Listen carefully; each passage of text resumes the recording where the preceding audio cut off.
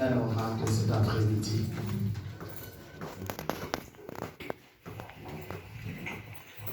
Ézéchiel chapitre 37.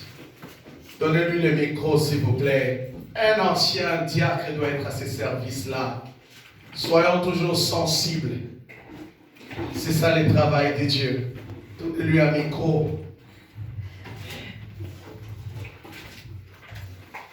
Je lis au nom du Seigneur Jésus-Christ. Oui, à partir du verset 1er. Suivez. Est-ce que tout le monde y est ou pas?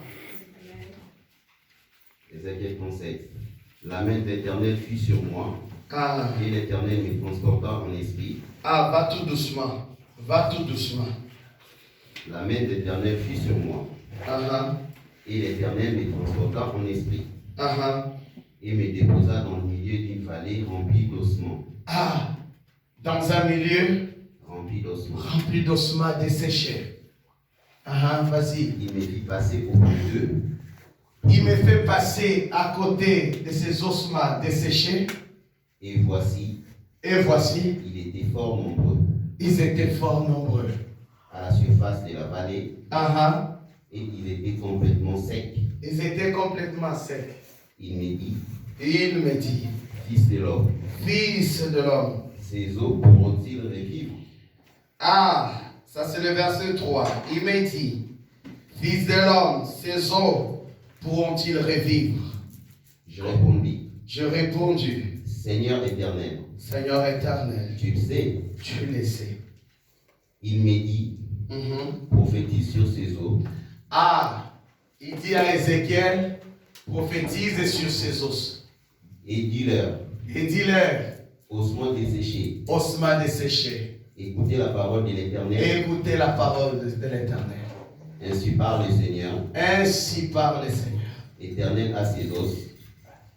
Ainsi parle l'Éternel à ses os. Oui. Voici, je vais faire entrer en vous un esprit. Et vous vivrez. Je vous donnerai des nerfs. Je ferai croître sur vous de la chair. Je vous couvrirai des peaux. Je mettrai en vous un esprit. Et vous vivrez. Et vous saurez que je suis l'Éternel. J'ai prophétisé. Selon l'ordre que j'avais reçu. Et comme j'ai prophétisé. Il y eut un bruit. Et voici. Il se fit un mouvement.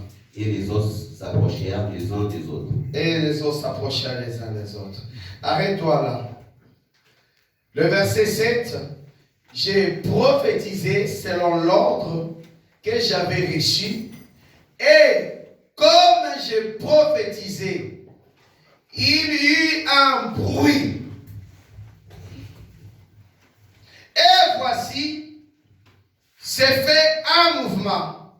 Et les os s'approchèrent les uns les autres. Ça, c'est Ézéchiel. Suivez. Soyez sensibles. Des fois, vous pouvez être dans une réunion de prière, la prédication finie. Après, vous dites, je n'ai même pas entendu un mot de la part de Dieu. Ça voulait dire que tu n'étais pas là. Le verset 7. Il dit, comme j'ai reçu l'ordre de la part de l'Éternel, et j'ai prophétisé. Pendant que Ézéchiel s'est mis à prophétiser selon l'ordre de l'Éternel, sur les ossements desséchés, une parenthèse. C'est une vallée. On pourrait dire que c'est un cimetière. C'est ça, non? Parce que peut-être à l'époque, il n'y avait pas de cimetière, on jetait des cadavres dans le cimetière, dans des vallées.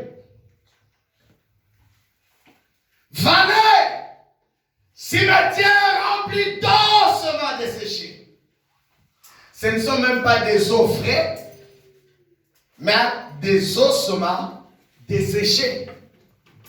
À suivre, on ne connaît pas la durée de la mort de ces cadavres.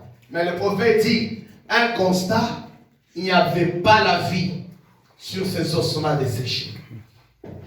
Je ne connais pas le problème de quelqu'un dans cette église. Peut-être que tu as un problème qui a duré des années en années. Mais je peux te dire, qu'importe la durée de ton problème, c'est un os, il est déjà desséché. Amen. C'est un os. C'est un os qui a rempli de désespoir dans ton cœur. Vous savez que des fois, quand on a des problèmes, ça perdure longtemps. À des fois, on commence à les supporter. On commence même à oublier. C'est ça, non? Parce qu'on s'est déjà dit, il n'y a plus encore de l'espoir à croire. Tellement que Lazare avait déjà duré. Marie et Marthe se disaient, il était déjà décomposé, qu'il était déjà des ossements déjà desséchés. Combien on dit de ta vie que tu es aussi une vallée d'ossements desséchés. Mais l'ordre de l'Éternel est venu à Ézéchiel. Dieu lui demande, fils de l'homme, est-ce que ces vallées, ces ossements desséchés pourront-ils revivre? Il n'a pas dit oui, il n'a pas dit non. Il a dit, mais toi tu le sais. Ça voulait dire, Alpha, Oméga, il n'y a point de Dieu comme toi, Alpha. Tu avais commencé à créer ces hommes avec ces os. Mais même s'ils sont morts, mais tu es toujours Oméga. J'aimerais dire à quelqu'un cet après-midi, quelle que soit la durée de ton problème, il est l'alpha, il est l'oméga. Tu me diras, pasteur, je suis dans un désert, une vallée d'ossements desséchés. Je ne connais pas. Pendant que je suis en train de parler, je suis en train de voir sur le visage de quelqu'un, je ne connais pas quelqu'un, je ne connais pas la personne, en train de pleurer dans la salle à cet instant. Mais je peux te dire qu'il est l'alpha, il est aussi oméga. Ce qui fait pleurer, c'est quand la situation devient une vallée d'ossements desséchés. C'est quand il n'y a plus de chemin, c'est quand il n'y a plus de solution. On peut se mettre à pleurer, ossements desséchés. Même Ézéchiel a dit, toi tu le sais. Il y a des choses que toi et moi nous savons, mais il y a des choses que Dieu lui seul le sait. Il y a des choses que Dieu sait. J'aime ce que la Bible dit, que les choses révélées sont en nous, mais les choses cachées sont à Dieu. Humainement parlant, il n'avait pas de réponse à dire à Dieu. Des hommes qui sont morts des années en années. Peut-être la Bible nous dit qu'ils attendent que les jugements. Mais Dieu sait ce qu'il peut faire avant les jugements. Tu me diras que pasteur, j'ai déjà perdu beaucoup de l'espoir. Je suis un homme et une femme perdus. Mais Ézéchiel avait reçu un ordre. C'est de prophétiser sur les ossements desséchés. Et la Bible dit, pendant que il a commencé à prophétiser, Seigneur, il y a un bruit. Dieu m'a envoyé te dire cet après-midi qu'il y a un bruit. Amen. Qui annonce la vie. Je ne connais pas les déserts de ta vie, mais je parle aussi comme un prophète. Il y a un bruit. Est-ce que quelqu'un m'a saisi ou pas? Je ne connais pas le nom de ta vallée, mais je sais que c'est une vallée d'ossements desséchés. Il y a un bruit. Ce message est venu pour apporter un bruit à quelqu'un. Tu me dirais que pasteur, les portes sont fermées, j'ai des problèmes dans la santé, mais il y a un bruit d'ouverture qui arrive. Il y a un bruit de la guérison qui s'annonce sur cette église ici. Il y a un bruit qui s'annonce. Vallée d'ossements desséchés que l'église traverse. Le prophète Élie monta sur la montagne, dira à son serviteur, car j'entends un bruit qui annonce la pluie. Le serviteur regardait au ciel, il n'avait rien. Vous savez que quand la parole vient, des fois, il n'y a rien qui apparaît. Même si la prophétie tarde, il y aura un bruit. Amen. Si la parole est sortie, c'est qu'il y a un bruit. Amen. C'est qu'il y aura un mouvement aussi. Amen. Le serviteur monte sur la montagne, il regarde plus de 7 fois, mais maître, il n'y a rien. Mais il a dit, c'est normal, la parole est spirituelle d'abord. Elle va créer. Elle est en train de créer un bruit sur la vie de quelqu'un. Cette église ici produira des hommes et des femmes efficaces dans cette vie ici. Maison de rouleau. Il y a un bruit derrière l'alliance de cette église.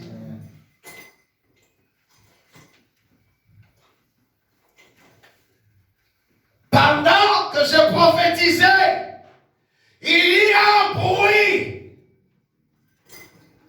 Ézéchiel dit qu'il n'y avait pas de nerfs. Quand il a regardé, les hommes ont déjà constaté, il n'y a pas de nerfs. Oh my God. Vous savez, quand les nerfs sont morts dans la vie d'un homme, ça voulait dire la paralysie. Combien de choses sont déjà paralysées dans ta vie? Des situations. Mais selon l'ordre de l'Éternel, les nerfs ont apparu sur les ossements desséchés. Il a vécu la création en direct, selon l'ordre de l'Éternel. Il constate des os sans vie.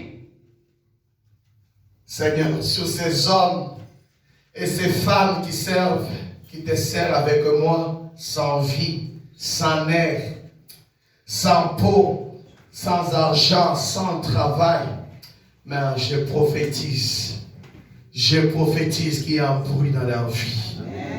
Non, ce sont eux qui vont nous acheter des salles dans cette ville ici. Ah non, vous n'êtes pas là. Vous avez gaspillé cette prophétie-là.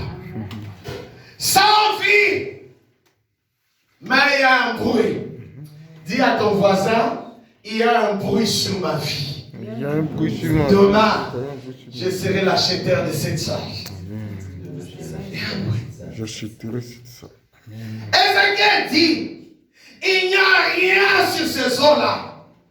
Mais selon l'ordre de l'Éternel, si vous êtes venus dans cette église pour Dieu, Dieu vous dit qu'il y aura un bruit dans vos vies. Il y aura un bruit. Même si on dit qu'il n'y a pas de travail dans le ménage, il y aura un bruit pour toi. Je ne sais pas dans quel domaine tu es en train de chercher une ouverture. Il y aura un bruit. Ça ne dépend pas de Pôle emploi.